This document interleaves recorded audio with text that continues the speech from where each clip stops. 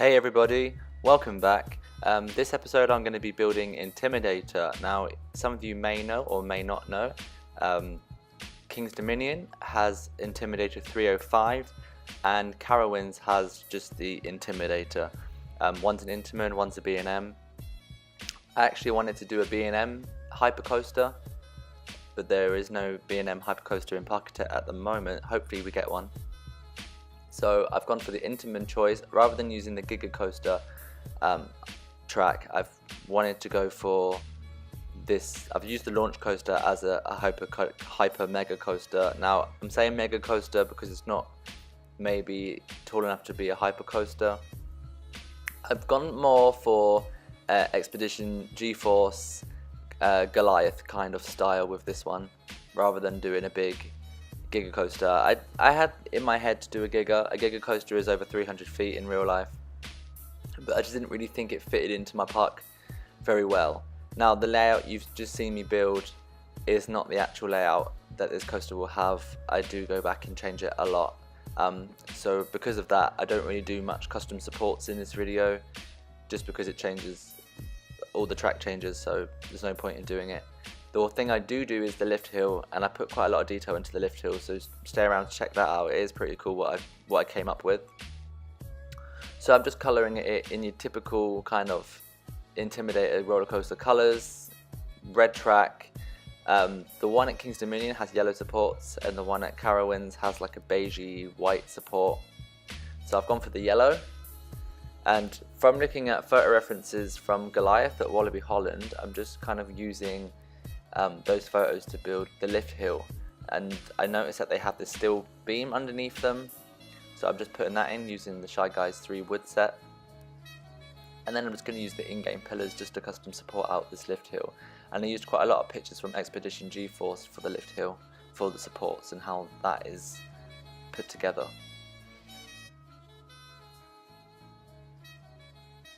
So ideally I wanted this coaster to actually have a lift hill on the diagonal. That would have been a lot better. I could have gone a bit higher with it. The spot I wanted the station in to go have a straight lift hill, it kind of clashed with the invert coaster. It's quite close by, so I've done like a drop on the diagonal. But if the station could have been on the diagonal, then I would have done a diagonal lift. And also the Catwalks mod that I like to use don't have diagonals, so I really wanted to use the Catwalks, so I've done it on the straight. So now I've found this way to do footers.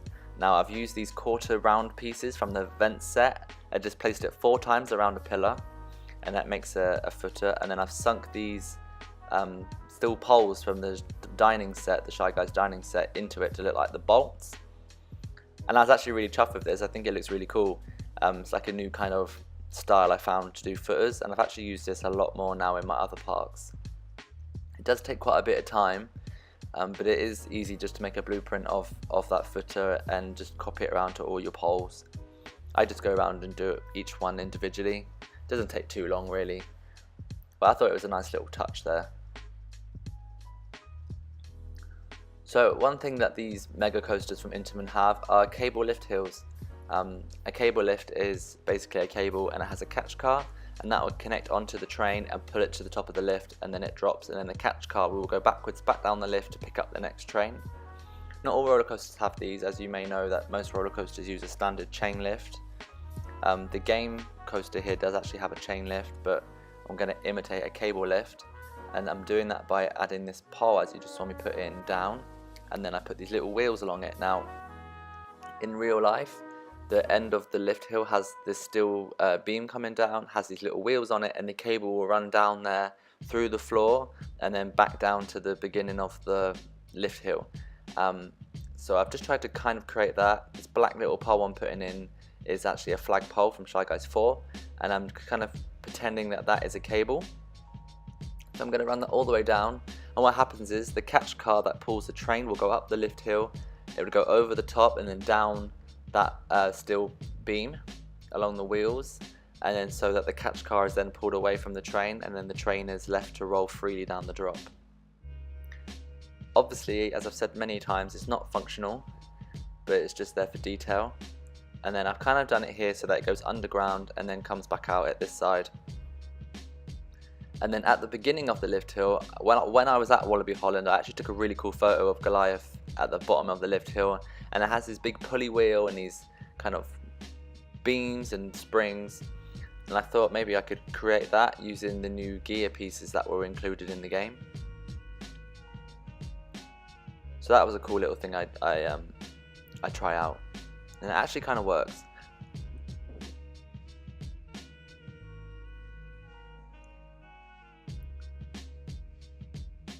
So I'm trying to put in some thin diagonal beams in the lift hill to go across the structure there. And that was kind of hard because the only kind of beams there are Shy Guys 3, and they're quite chunky. So I opted for using the dining set wooden beams, and they're quite weird as they don't join up end to end when you put them in a line. They're slightly offset, so I kind of tried my best to get those together. I preferred to use those ones on this, as when looking at a photo reference, the cross beams in between the supports were actually thinner than the main supports.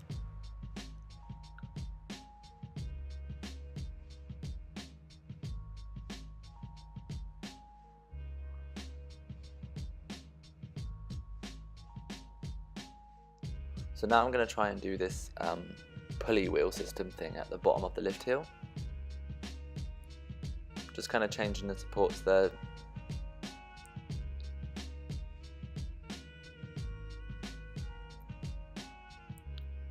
So this was trial and error. I tried to get the pulley in so that it was a complete circle with the cog piece, and because it moves constantly when you're placing it, that was almost impossible to put down as a complete circle. So I ended up having just to go for a half piece, as you can see me putting it in now, and then I try and make it a full circle, and it took many attempts. I got so close, but it just wasn't looking right, and it started to glitch a little bit, so I opted for just a half piece going around, which it still looks kind of cool, but it is these kind of silly little details that I do actually enjoy doing, so I do them anyway. So I also noticed on a reference photo that the beam coming off the lift hill where the cable goes down actually has some little catwalks at various points up it, I'm guessing for maintenance checks. So I'm going to go in now and just try and place down some of these. This was kind of difficult because I couldn't really see with the isometric view where things were going, but that's just a little detail that took just 2 seconds to do. So that's basically the lift hill done. All the details are kind of put on. I'm just going to quickly add something on top, like a little electricity maintenance box thing with like a pole, one of those little lights on top for aeroplanes. Sometimes rides need that when they reach 200 feet or over. So now I'm going to go in and just start with the entrance of the ride. Now, using also photo references from the Intimidator at Carowinds, they have like this NASCAR theme, and so I am trying to create this black sign that they have. Now it's kind of like a diagonal, I can't even remember what the shape's called anymore, but one of those, and I couldn't get a wall piece to invert, so I ended up having just to fill it in with wooden beams, which you wouldn't really notice. And obviously I can't write on the front of it Intimidator, which it does have in real life, because there's just no way of doing that. So that's that kind of entrance bit done. Now I'm just going to go and build a exit photo shop booth where you could buy an on-ride photo. So I was also looking at a photo, and it has like it's kind of like a really cool race, really simple design. It's kind of black, has a number 3 on the side with some red kind of accents and a vending machine and that kind of thing. The number 3 was a challenge. I don't know why it's a number 3. I'm sure there's a reason, but I don't know. I wish I would have done a 2 or a 1, an easier number to make in the game. So I went with the 3 anyway. Starts off well, you're like, okay, yeah, that's a number 3. And then it gets a bit complicated towards the bottom. And this is why I think a number 2 would have been easier. But I get there in the end. It's just I have to play around, find the right pieces to put in. Generally using the Shy Guys 3 wooden beams, just because they come in quarter sizes, so they are small enough to try and make kind of what you're looking for. So the number 3 is actually outlined in red. That is something that was very difficult, and I do find a way in the end by using some of the beams from the dining set, from Shy Guy's dining set. I basically sink these into the wall further back so that they don't show through the white, but not too far back that they show through the black bit. This is just a little piece of patience where you just have to kind of sit down and just slowly place the wooden piece so that it's in the correct place.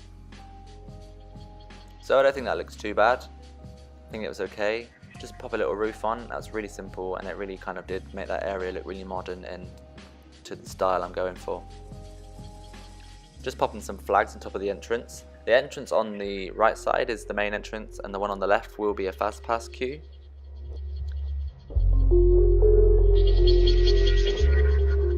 So this is the transfer track. The Intamin transfer tracks aren't really too complicated. They mainly have like an S-bend piece that slides in and out onto a simple piece of track next to it. So I did that. I just used the wild mouse, as not all the track is triangular on some of these coasters. Normally the transfer track is sometimes just the flat 2-rail piece of track. So I did that, just put some beams underneath it just to support it, and now I'm doing the fast pass queue, which is basically just path covers made to look like a fast pass queue. And I do join that up later on with some sloped path going up into the station. So before this was made, well, before I'm showing you the video, I tried to do some diagonal paths, and this was before of the little tip that I learned from a Reddit user called Coasters Paul, and he's also on Shy Guy's World. He found out that you can sink a wall piece in the ground under a path, and it will delete the automatic rail that the path has. Now this is really cool for when doing like diagonal paths, so you can lower it underneath, get rid of the rail, and then cover the bits you don't want on the path with a path cover, and I'll colour it in green to match the grass, and then the rest of it looks like it's diagonal. So I do try and do diagonal paths in this, and I kind of thought, you know what, the rails are poking through, I'm just going to have to deal with it. But after I actually built this and made the video, there is a way to get rid of them. So that's why, if you're wondering why I have rails on my diagonal paths, it's because I didn't find out the trick yet. So this is just like a little plaza area for the ride, which I just copied from a picture from an Intimidator ride, and I just tried to make it really kind of flow and blend in with the drop tower there next door.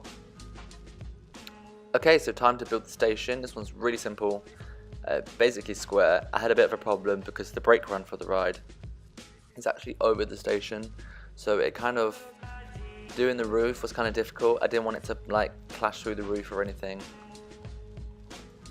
so I try and get a bit experimental with the roof and trying to do not just a simple roof and trying to like do some different ways. So I just added some station gates in there, real simple, and then I'm just going to go in. This is, like I said, this is really simple one.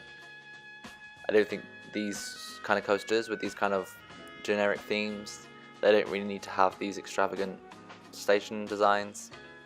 They are generally very square. So I'm just changing, as I said before, I actually do change the layout a lot, and I kind of start off with making the brake run a bit steeper so that the roof, it can be a bit higher on the station. So you may have seen it in some of the other clips, but I actually forgot to record building one of the restaurants in this area. It's the one with the blue roof that's very close to this roller coaster.